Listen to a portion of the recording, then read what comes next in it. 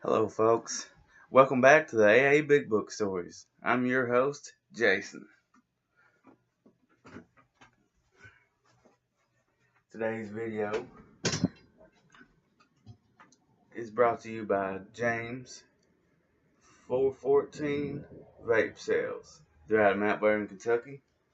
If you guys wish, y'all can stop in and see them. They're really good people, really good products, really good deals.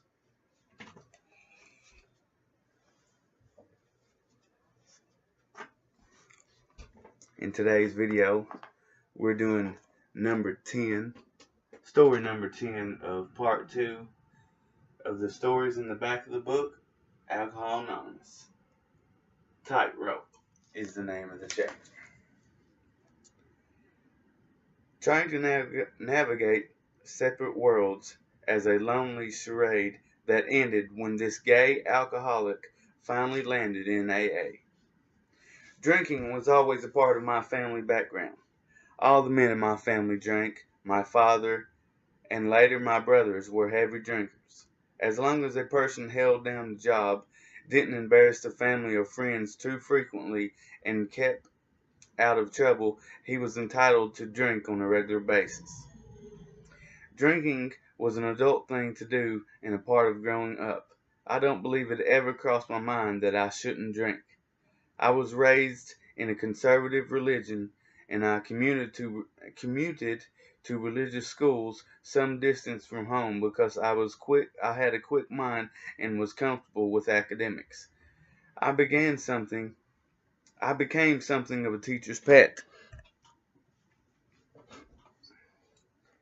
As a result, I was a serious, shy, somewhat bookish child and teenager who found it difficult to relate to my peers. So when I went away to college, I was an alcoholic waiting to happen. My relation to alcohol was a love affair from the very beginning. Although I wasn't too thrilled with the taste, I loved the effects alcohol helped me hide my fears. The ability to converse with was an almost miraculous gift to a shy and lonely individual. It was at this time that I also began to struggle with the question of my sexuality. For me, the idea of being homosexual, the word gay, wasn't then in common use, was unthinkable. Drinking helped me to forget and evade. Also, it provided me with some cover. When you are drunk, people are not surprised in the inability or disinclination to make any serious moves toward a woman. The struggle continued throughout years of unsuccessful dating and pretending. When I eventually decided to act on my desires, the guilt and the shame, as well as the drinking, increased. Now I had to hide not only my thoughts but also my conduct. I always tried to project the image of a conservative, masculine, deep-voiced loner with a mysterious, possibly tragic, but always heterosexual love affair in the past. I wound up living two separate and distinct lives, that of a gay man with friends and interests that matched that of the straight man with a totally separate set of friends and interests. I had to walk a tightrope while trying to build a solid professional life as well. After college, I had gone into law school, where drinking on a daily basis became the norm. I justified myself with the thought that a few drinks helped me to relax and focus on my studies. Somehow, I managed to do well in law school and landed several prestigious legal positions afterwards. I soon learned that I could not drink during the day. If I had even one drink at lunch, the rest of the afternoon would be lost. Instead, I postponed my drinking until immediately after work and would then make up for lost time. Work in a law firm added a third side to my already divided life. Now I had to try to maintain social relations with clients, members, and associates of the firms. In addition to my gay and straight friends from my private lives, needless to say, As the drinking increased, things became even more confused. Eventually, the pressures became too great. I had formed a serious relationship and decided that I no longer carry on the deception. Instead, I would change careers and go into teaching. For a while, things seemed to be going well, but a slide toward active alcoholism was slowly accelerating. I had my first blackout several years before. At the time, I told myself if it ever happened again, I would stop drinking. It happened again and again and again, but I didn't stop. I was always able to come up with some explanation, excuse, or rationalization that justified my continued drinking. In time, personality changes began to occur with regularity when I drank. I had always had a sharp tongue when I drank. I frequently became vitriolic. At other times, I would be charming and affectionate, sometimes too much so. People never knew just what I would say or do.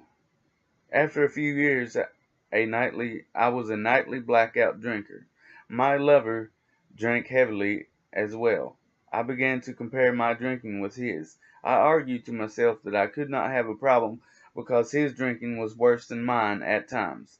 In fact, I suggested he might try AA. When he did try this fellowship, I did all I could to undermine his efforts to get sober.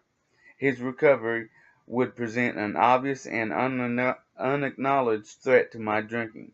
Eventually, the stress became too much and we broke up, but not before I had succeeded in undermining his recovery. The slide continued. Most of my friends were unwilling to put up with my conduct. The verbal and sometimes physical abuse, the midnight phone calls and forgotten invitations, and the selfish disregard of anything but my own need to drink. Those few friends who did not withdraw were forced away by my resentments and increasing paranoia. I cut the people out of my life, refusing to return phone calls and ignoring them when we met by chance. By the end of my drinking, only two people were willing to have anything to do with me on a social basis, and they too were heavy drinkers, who were not surprised by my actions. The case in which disaster struck the cases in which disaster struck is when I drank outside of my home increased. I made inappropriate passes at people at work, both men and women. At other times, I awakened battered or with my watch or wallet missing, or in the company of strangers whose names I did not remember and did not want to know.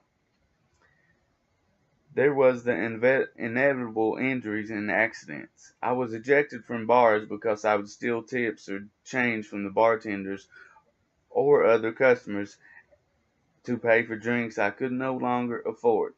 At other times, I would get into arguments and be forced to leave. In consequence, I made a seemingly logical decision not to drink outside of my house. Instead, most of my drinking was now solitary. When I left work, I would have a few stiff drinks at dinner and then go home.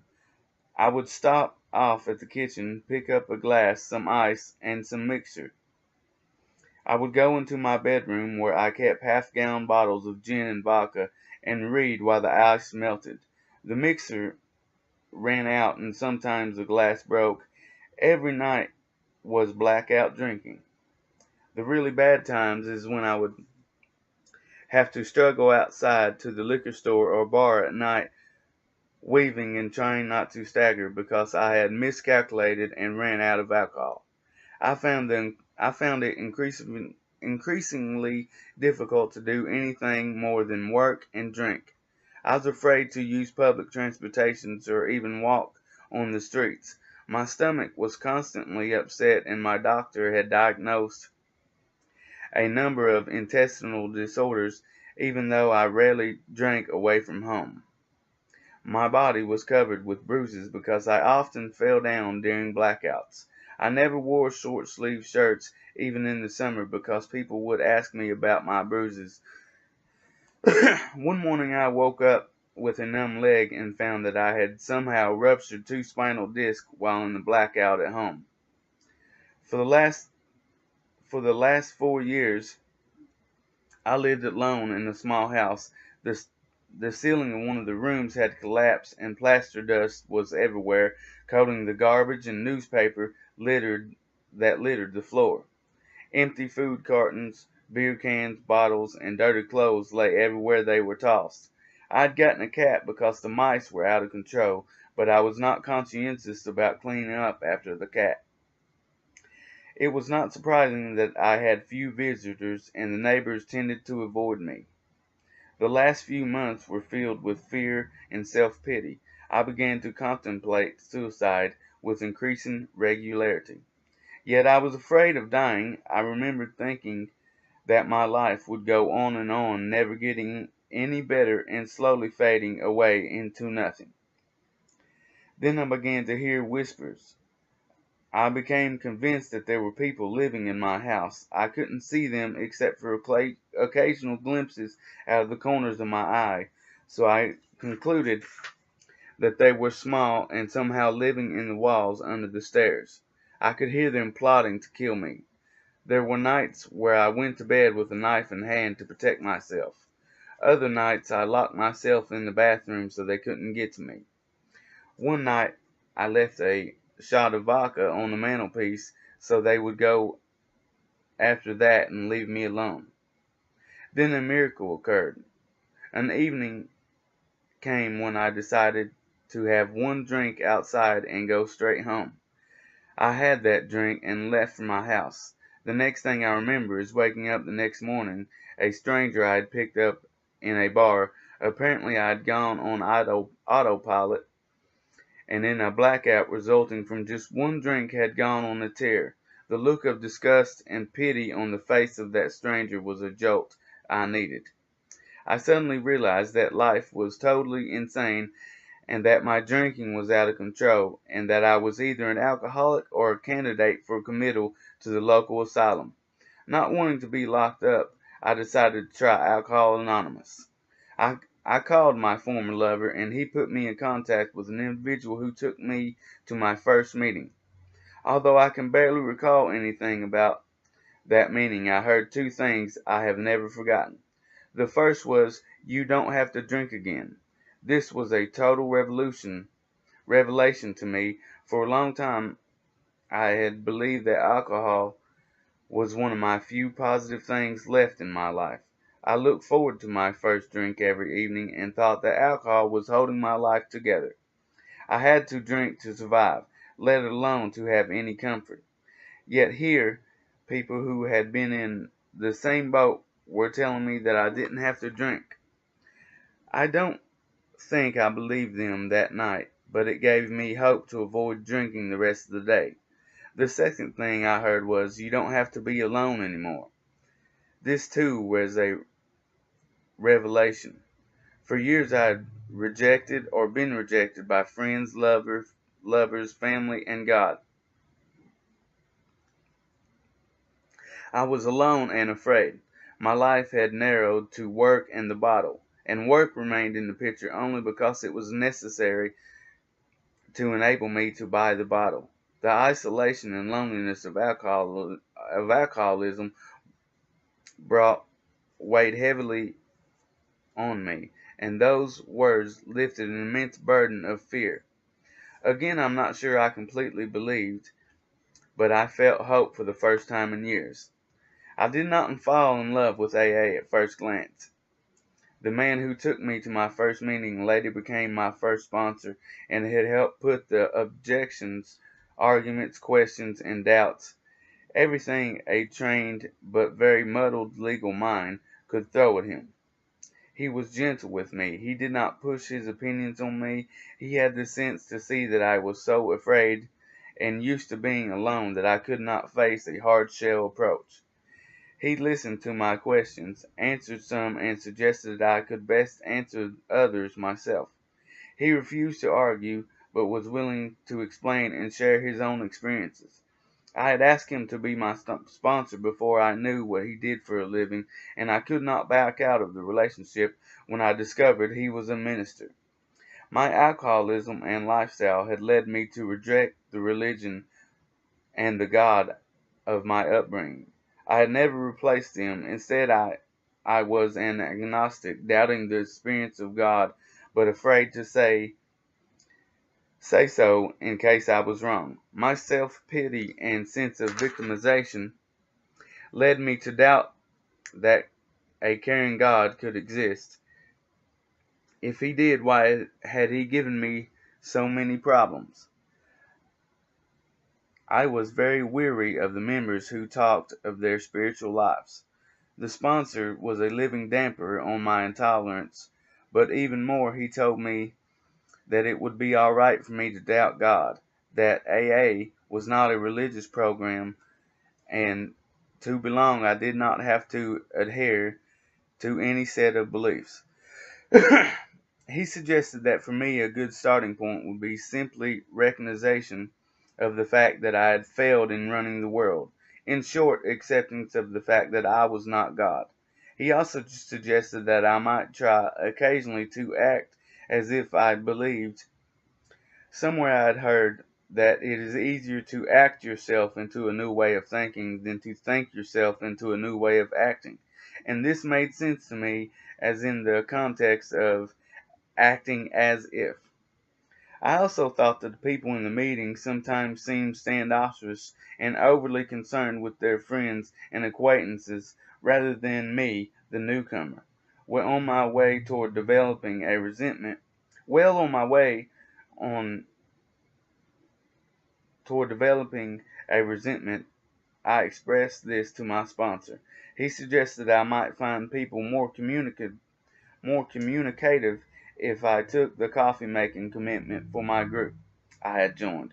Although I thought I was far too special to make the coffee, I did figure that as coffee maker I could have the chance to select a decent cookies, so I agreed. My sponsor was right again. People started to speak with me, if only to complain about the coffee and cookies. But once a conversation starts, communication frequently continues. I started to work on the steps, and even with my difficulty over the third step, the God concept, I began to develop a sense of trust in the AA group and the ideas of the fellowship as a manifestation of a power greater than myself. Although for many years I did not come to the acceptance of God, who intervened personally and directly in the lives of the individuals, I was able to accept the idea of a force that moved in the rooms and animated AA members with a sense of unconditional love. That satisfied my spiritual needs for a long time. A later sponsor took me through the steps 8 and 9 and provided me with support during trying times. In my third year of sobriety, I was bedridden for over a month as a result. I was bedridden for over a month as a result of the earlier injuries to my spinal disc. My father died, a relationship ended, and the AIDS epidemic started to hit home among my friends and acquaintances.